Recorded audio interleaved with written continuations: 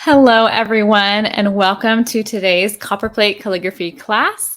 We are so delighted to have you here as part of our Inspire Writing community with Montblanc. So a huge thank you for taking time out of your day to be a part of this community and to hopefully find inspiration as you seek to learn a new script, or perhaps just hone one that you have already dabbled in a bit in the past. We are going to be talking a lot about one of my favorite scripts. It's actually the script that got me introduced to calligraphy back in the day, and that is Copperplate script. This is the first in a 3-part series. So today we're going to introduce the lowercase letter forms.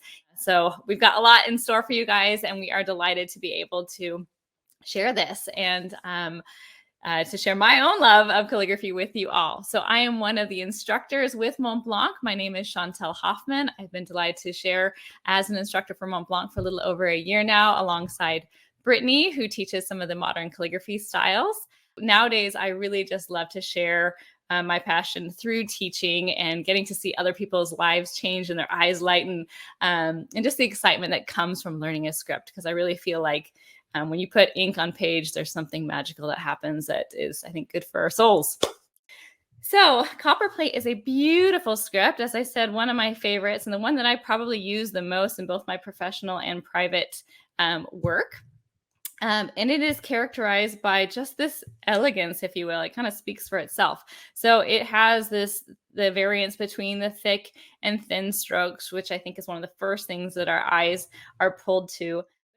We'll go and we're going to camp out a bit on this basic strokes page, because again, I view this as the ingredients for all the letters that we're going to create of the alphabet. So we can get these shapes down well, then the following pages of actually creating the letters themselves is going to be a lot easier. And I've written out the whole alphabet. To be honest, we're not going to get to all of the letters, but they are here for your reference so that you guys can practice on your own time. And then we will spend a little time at the end with our fun homework project, which is actually inspired by one of the members of our Inspire Writing community, Emily. All right, let's look at our basic strokes here. And again, we're going to camp out here for a little while. And once you get these down, honestly, it is just a matter of adding 1 + 1 = 2. Here we have our basic strokes. I have listed the names of the different lines just for your reference. I may occasionally reference, a header or the descender line, so you'll know what line I'm talking about here. Again, the distance between the baseline and the header is called the X height, and these are the names of the individual strokes that we will be using today. We're going to write the word mitt.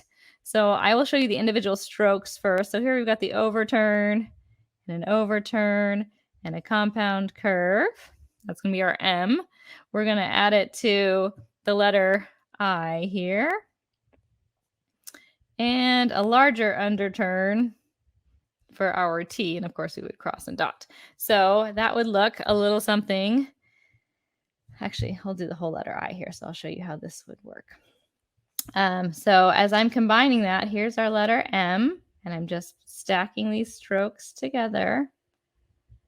So there's that M stroke. Now, I don't want to have the M and then the I come in here right next to it. Obviously, I want to connect these two strokes. And if you've done cursive, you already know how this works. But the exit stroke from the first letter becomes that entry stroke of the next letter. So I can get rid of this one altogether and go straight to that stroke in the I to connect it. So it looks like this. M-I. Same thing with that T. We're going to get rid of that entry stroke because the exit from the I becomes that entry for the T. And we would add the T. So the T is just basically the same stroke as this underturn. It's just taller. Okay, so let's get on to our final project and take a look at what we are going to do. One of the questions that I asked students was, what inspires you, or what do you enjoy, or how do you enjoy practicing your writing? And, some people like to practice by writing letters to friends, or some people like to, my everyday to-do list is probably how I am practicing most often, or creating my Saturday chore chart for my kids. Mean mom. But whatever you like to do, whether you're creating, poems to give to somebody or to just write something for fun, I think it is important to find ways that we are using this new skill. So when Emily from our community reached out, again, I think it was like a month and a half ago, regarding this holiday card that she wanted to create, I thought this is something we can all do together. So she had asked for, can you write at the right size this special word for her 2023 year, and on a certain size that she was going to use for her holiday cards. So we came up with something that she can use and practice, because she wanted to do it herself. She didn't want it to be somebody else's writing, which I love. So we got something for her so she could trace it and practice it and then be able to create her own cards. So that's what we're going to do with our final project here. I asked our community what some of the words were that we wanted to write out, and I am going to write these up so that you guys can practice them. And then you could make whatever your word is, you can write in this space here. But some of the words that were suggested were for 2023: thrive, smile, peace, joy, fortitude, peace and love, gratitude and appreciation, unity and peace. I love that. So let's go ahead really quickly in our last few minutes, and we will write one of those, and I will show you how you can use this for that. All right, we're going to go with, how about unity? That's a hard one to pass up on. So for this class, we are just going to do lowercase. So we're going to use the principles that we learned to write the word unity. Just thinking, and not thinking letter I and T. I'm thinking overturn, compound curve, descender loop, exit stroke.